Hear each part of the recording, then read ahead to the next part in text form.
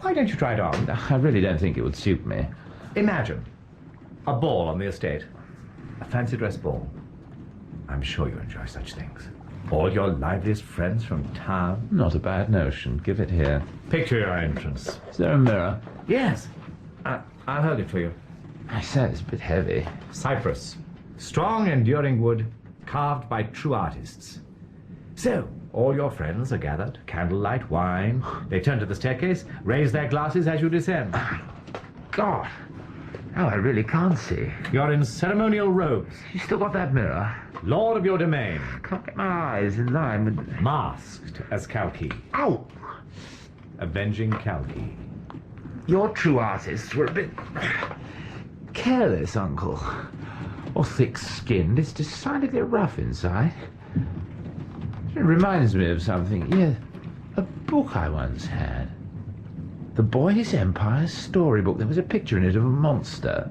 You would make a most impressive monster. Always used to hurry past that page. Anyway, I really must be going. I say, I think that damn thing drew blood. But you will visit us very soon. See the old place again. Take one of those meditating walks of yours. Yes. Yes. I'm almost sure I shall. Jolly good. Can't be monkish all your days.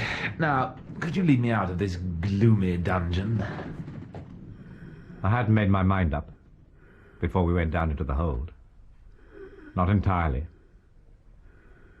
Everything was prepared, of course, but as if in a dream. You still with me, Holmes? I do hope you can hear me. 4 days later, I was the watchful uncle, his only surviving relative, sitting by his bedside. Where he lay with my disease. Good, Holmes. I'm glad you're holding on. I set all your insects free. Yes. And put bleach in your fish tank. I know. And fired a pistol at you. Not at me, Victor. You should have seen your face. Oh, my, what big eyes you have. Your money or your life. But Grandpapa was wrong. It was jolly nice of him. But it wasn't right to give me the house. My house? I'll make it all up. And I'll give you lots of money. Will you? Lots. That's my plan. Your plan? Yes. To make it all up. Surprise, surprise. So you can buy all the medicine. Make everybody well again. Uncle, I don't like that face. Tusks, big, pointy ears. Like the picture in that book. A monster. Don't like it. Turn the page. Turn it.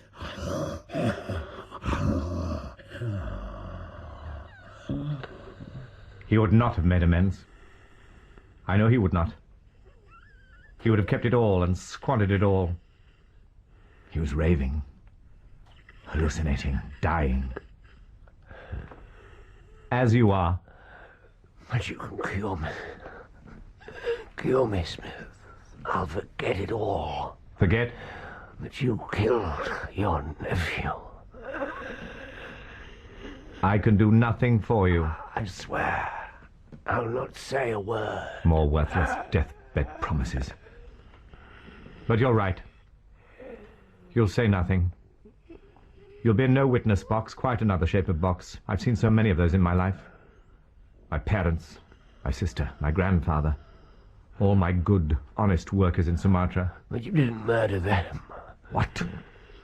How dare you? I labored and agonized with them for weeks as I fought to save them. I've given years and almost every penny I have to find a cure.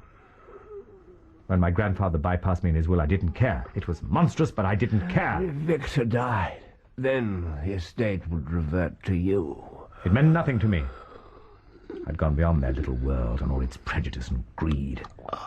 But when I saw that wasteful hound again, saw how I could be rid of him, and all that fortune come to me. No, not to me. To my research for the benefit of thousands. What? Please, please. Of course. For Victor, The device was simple. The needle's inside the mask.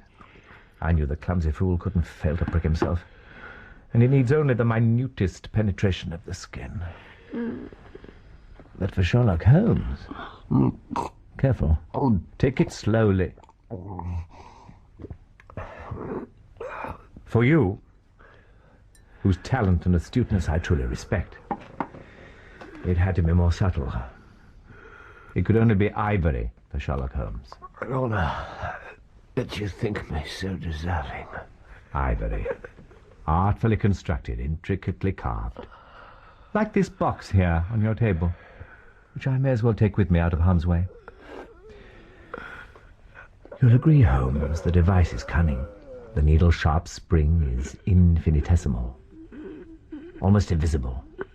Darts as you open it, then withdraws. A most elegant assassination.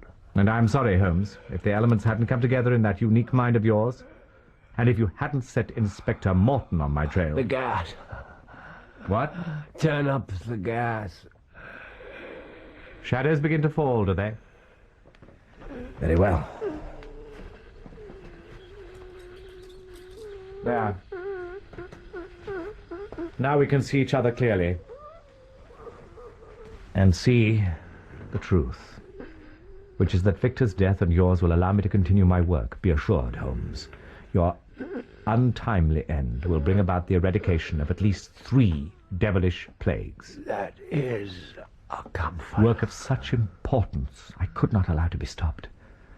Morton I knew I could evade. His plodding investigation would never have got near me. But he let slip that you were behind him, and Sherlock Holmes was a different proposition. I had to be rid of you, and I repeat, I am truly sorry. Is there anything else I can do for you? Yes, since you're kind enough to ask. Cigarettes and matches, please. What? These last few days have been a dreadful trial. No food, no drink. But it's been the abstention from tobacco I've found most irksome. I don't understand. My recovery baffles even your special knowledge. Recovery? Yes, and matters improve by the moment. I hear the approaching footsteps, definitely not plodding, of a friend. Mr. Holmes, is all well? All is very well, Inspector Morton, and this is your man. Mr. Calverton-Smith, I arrest you on the charge of the murder of one Victor Savage. Murder? No. You might add, Inspector, the attempted murder of one Sherlock Holmes.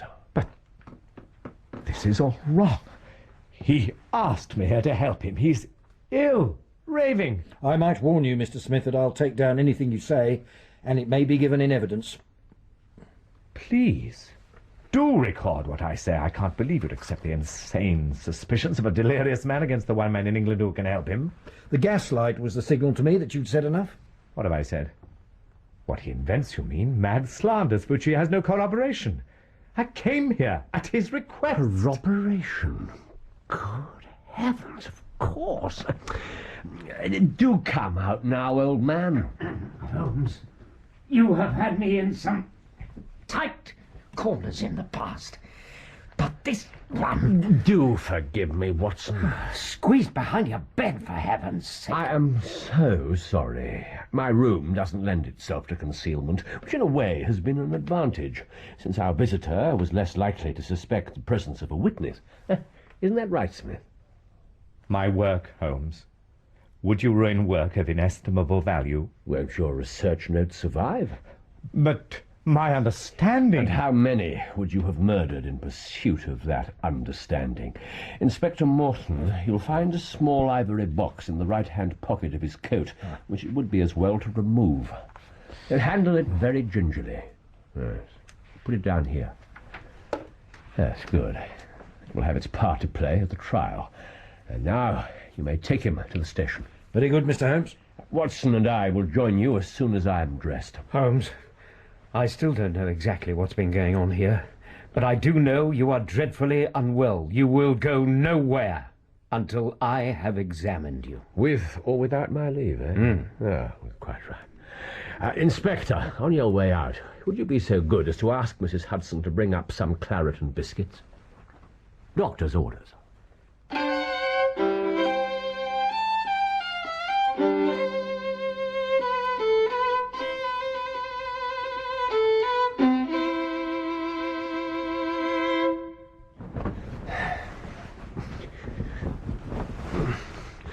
And Mrs. Hudson, Do you understand at all what you put her through? That I do, and regret it.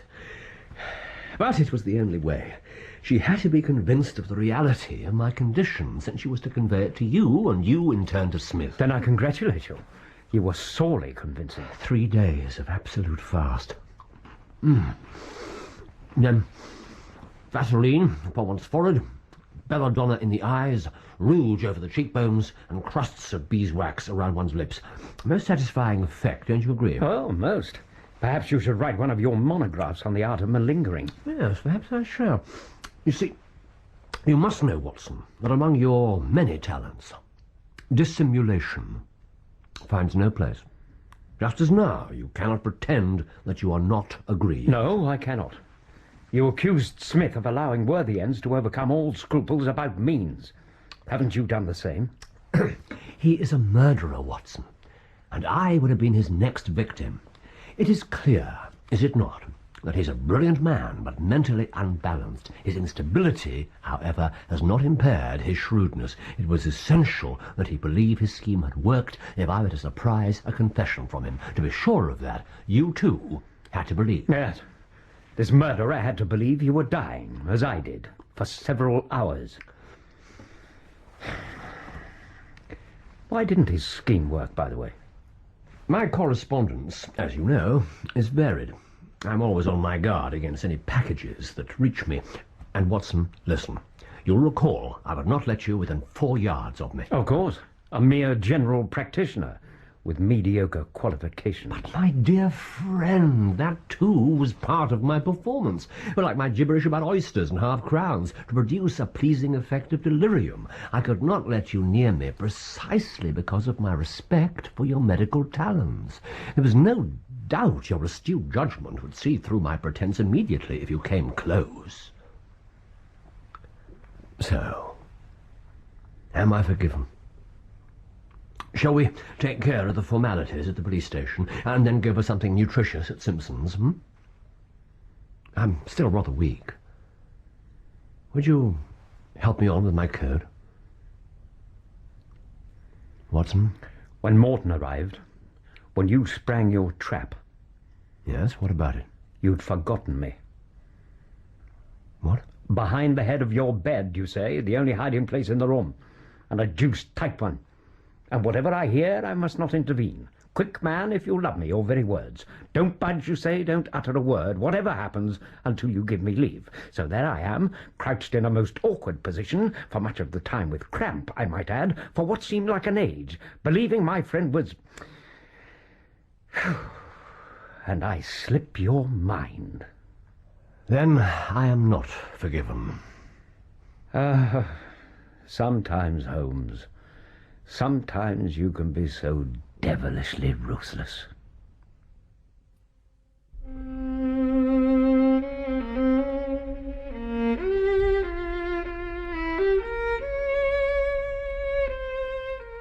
In The Dying Detective, Sherlock Holmes was played by Clive Merrison and Dr. Watson by Michael Williams, with Edward Petherbridge as Culverton Smith and Alex Jennings as Victor Savage. Mrs. Hudson was played by Joan Matheson, Morton by Philip Anthony, Staples by John Badley, and young Victor by Sam Crane. The violinist was Leonard Friedman. The Dying Detective was dramatized for radio by Robert Forrest and directed by Patrick Rayner.